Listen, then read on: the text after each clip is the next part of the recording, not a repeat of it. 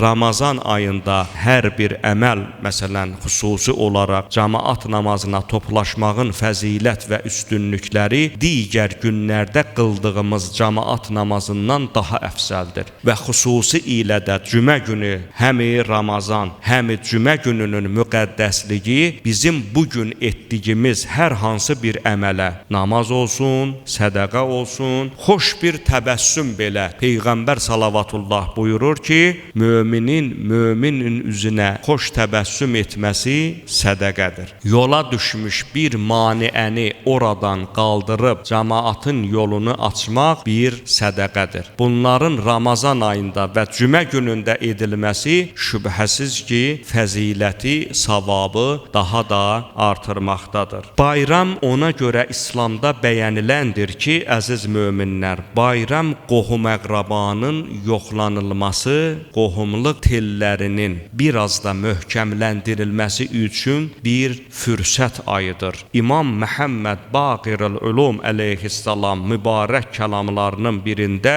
görün nə buyurur? Bayram keçirmək təzə paltar almaq deyil. Əlbəttə ki, müstəhəbdir ki, bayram günü insanlar mümkün qədər təzə paltar alsınlar, ətirlənsinlər və s.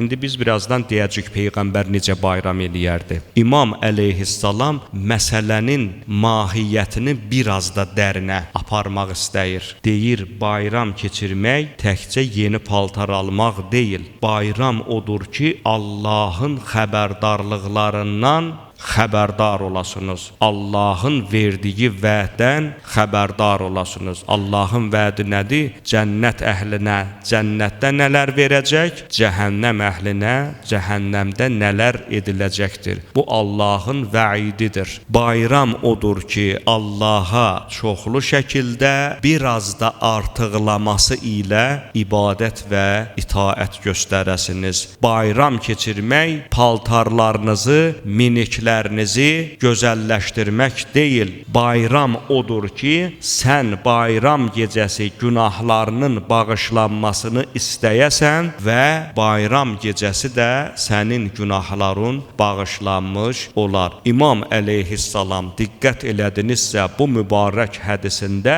bizi zahiri şeylərə deyil, məsələnin batini mənalarına diqqət yetirməyimizi bizə tövsiyə edibdir.